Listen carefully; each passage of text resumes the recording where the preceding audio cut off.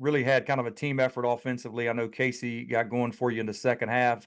Just watching the game back, what were some of the positives you took away from that win? James, I thought we were very aggressive offensively in that game, and it was a good game to see Casey and both Jaden Taylor play well. Horn had obviously in the previous 6 games completely carried us, and at times felt like he didn't have much help on, from the guard spot. And I thought, just to, see Casey be aggressive, drive the ball to the hole. Ended up knocking down a 3. Jaden Taylor, I thought, was really, really active. He got to the free throw line. I think he was 7 for 7 from the free throw line. But, we're going to need, those guys to play well down the stretch. Horn had been Superman for us for 6 games, and we needed somebody to step up and play well with them. And I thought those guys really responded. We'd had a couple of conversations about, hey, how can you score? How can you help? Then you add, the fact that I thought DJ Burns played his, one of his best games the entire year. That gave us a great inside-out punch to what we needed. Thanks, Kevin. Thank you, John. James, thank you. We'll go next to Kip Coons. Yeah, good morning, Kevin. I want to get your reaction to what happened at the end of the Duke-Wake game, the court storming down at Lawrence Joel, and what you think should happen going forward within the conference. Well, I mean, you either gotta get rid of it, or you gotta organize it. And what I mean by that is, think about this now. It takes, let's just say when the game's over, let's say it takes 2 minutes to, the 2 teams just shake hands, and then the teams will leave the court. I don't know why it can't be a situation where, hey, before the game is discussed, if you think you got a pretty good sizable lead, announcer can make a statement that, there will be an organized court storming after the game, but the other team has to leave the floor. You get the same effect. Or you have to get rid of it altogether. And in those situations, a few years back, we were playing Duke here at home. Coach K was coaching, and the one thing that I said to him is, hey, how do we get your players off the floor? Because it looks like our students are setting up to storm the court. And I just think the communication part up front has to be there, but I think it can be much more organized than anything. And you don't have to storm the court when the clock hits 0. Like, you get the same effect. You can make it, 2 minutes later. You can put 2-3 minutes on the clock, and then everybody gets a chance to, because the goal is to have fun and celebrate with your team, not to, be able to have any type of controversy with the other team. Noah Fleischman, go ahead. Hey, Coach. After the Syracuse game, you kind of talked about looking for other guys to step up. What did you kind of like that, on the weekend, and how do you kind of carry that forward through these last 4 games with other guys, helping out with DJ and kind of, becoming a team effort like you talked about earlier?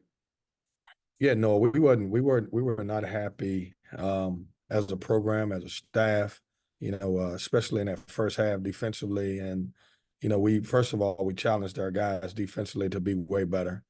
And then obviously we needed some other guys to play better on the offensive end.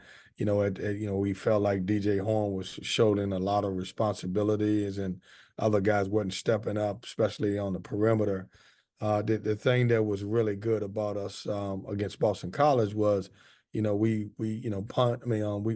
made sure that we did a good job defensively, taking guys away, making it tough. They came into the game against Miami, making 15 threes and 9 against Florida State.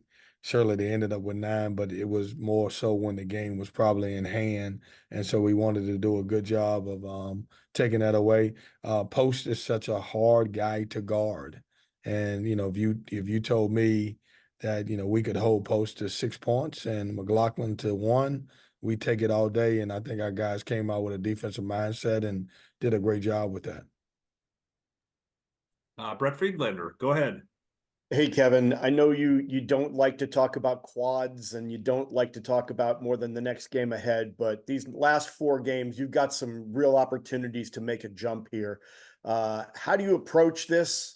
And what kind of opportunity is there available to your team here as you close out the regular season? Yeah, Brett, we got some good opportunity as you said. We gotta, we've kind of jumped the hurdle, and it's silly in our league that a team who is good as Boston College could be a quad three. I mean, that's where I get upside down with the numbers of the guys. So we did a good job of taking care of home court advantage against those guys.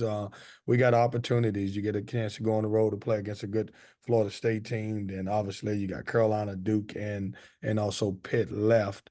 And the way we do it is to answer your question, we just got to concentrate on one at a time. And the next one is Florida State, and it's still hard to believe that as good as our league is and as competitive as it is, everything is based on numbers. I say this all the time. If you took a 17-10 team and a 9-7 right now, and you applied that to another league, they'd probably be a 5 seed right now. But unfortunately, we've got numbers tagged to us, which really hurts. It hurts with fan bases. It hurts with administration. It hurts with a lot of it because you got, the way it looks is that, we may only get, 5 teams in, and there's 10 teams, and probably all of those 10 teams, 5 or 6 of those guys also deserve to play in the NCAA tournament. And so we've got to really lock in and try to take care of them each. They're all in individual games, even though it's 4 of them. You got individual games, and they all present a different challenge for you. Thanks a lot. Best of luck. Thanks, Brett. I'll go to JC Zemble.